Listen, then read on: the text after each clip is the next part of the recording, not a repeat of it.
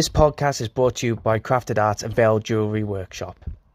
The first one being because of the height of Wicked at the moment, where we're having two parts of Wicked being shown in the cinemas soon. Did you work with Stephen Schwartz?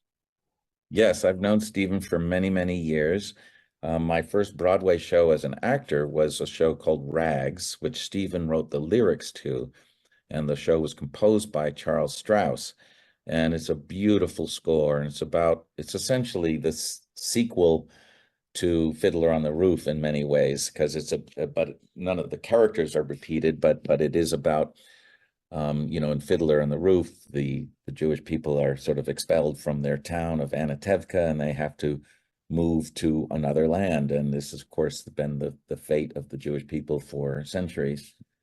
Well, Rags picks up with a family of Jewish immigrants as they arrive in New York City in 1910, as many, many thousands and thousands of Jewish immigrants did. And so Rags deals with that period of time, and it's a really beautiful score. So I met Stephen as an actor working on that show many years ago, and we've stayed in close contact and worked together many times since then, including on a show called Magic to Do, which he helped conceive with me. And it's currently playing on three cruise ships at the moment. It's an assembly of his music, but using magic in each number, and reinterpreting the number for for a thin storyline that we put to it. So we're quite proud of that show. And I've known Stephen for a long time. His son, Scott Schwartz, who went to Harvard, as soon as he got out of school, Stephen recommended Scott to me as an assistant. So Scott assisted me for a few years, and now he's a director in his own right. And yeah, and Stephen's been very loyal to me as well. He came to see me perform as Cyrano in a production up at Cornell University I did when I was still acting. And so yes, I'm very proud to have said that I've worked with Stephen before, and hopefully will again. He's still quite prolific, as you know, and Oh yeah. he's an amazing person, and very grateful to know him. And he's one of the kindest men in the business, and very free with his advice to young writers and young artists of any type. Very accessible. So many people have the kind of relationship with him that I've been lucky enough to have, because he's so open and truly devoted to helping people develop their own craft and helping develop the musical theater genre. And he's done so much for it. Clearly, one of the most talented writers I think I've certainly ever had the pleasure of working with, and just a remarkable writer, that I admire greatly, even beyond his personality and his support. It's funny because he's one of the, I say about one of the five musical giants that would somehow, some way, get the hairs at the back of my neck to stand up and give me goosebumps when watching a musical of his. I mean, Stephen Sondheim has done that, but I've always liked Stephen Sondheim. But there was something about Stephen Schwartz, especially with Wicked. I know he's done many more um, productions and film work and all sorts of music in any field. But it was just something. It was like, oh my God, well, how do you do that? And it's got to be like a gift from somewhere.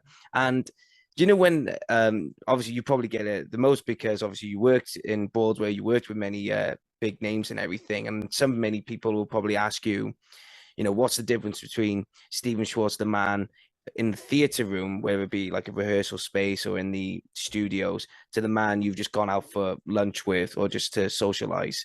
What would you say to those people when they ask you that kind of, if they ask you that kind of question? I mean, I certainly know Stephen more in the rehearsal room, or audition room, capacity than hanging out with him. Although we've had meals together, it's So but I don't really see a big difference in my observation of him and most people.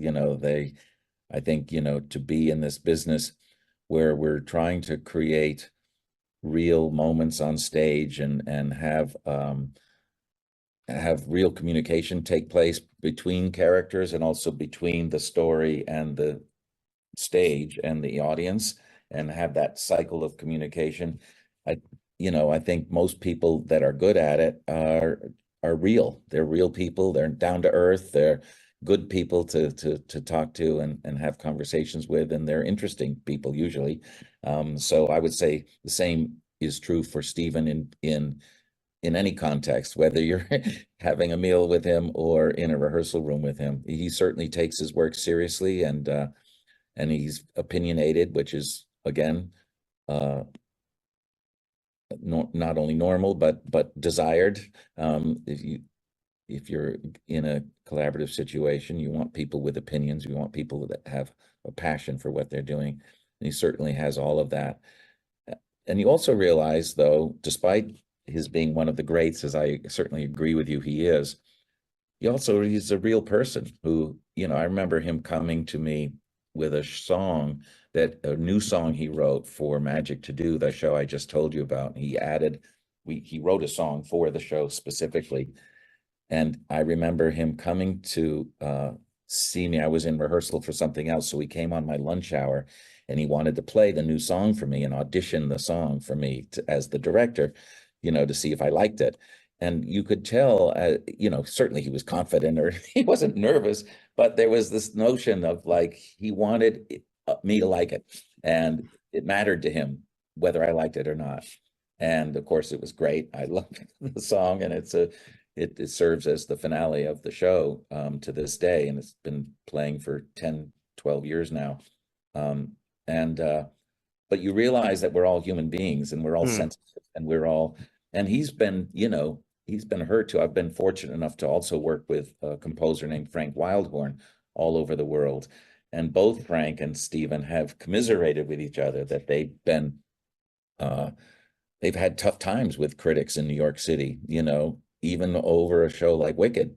And of course, in Stephen's case, he's definitely getting the last laugh because the show is such a huge success in every way, but especially financially all over the world. But still, you realize that they can get hurt just like anybody, any young composer. They have feelings. They have, Stephen, before Wicked, partly due to Rags, the show I mentioned earlier, we got some pretty devastating reviews of the show. They were mixed, but they weren't good enough reviews to start selling tickets, and the show closed early. And he was so burned out from that experience that he said, I'm never going to write another musical again. And that's when he moved to LA and did Pocahontas and a bunch of cartoon films with Alan Menken and others, and wrote some glorious music and lyrics.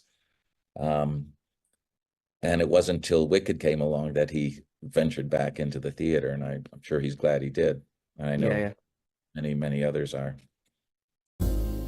Thank you guys for tuning in to the Creative Space Podcast channel. Make sure you like, share, and subscribe to the channel so you can be notified for more content in the future. Thank you once again.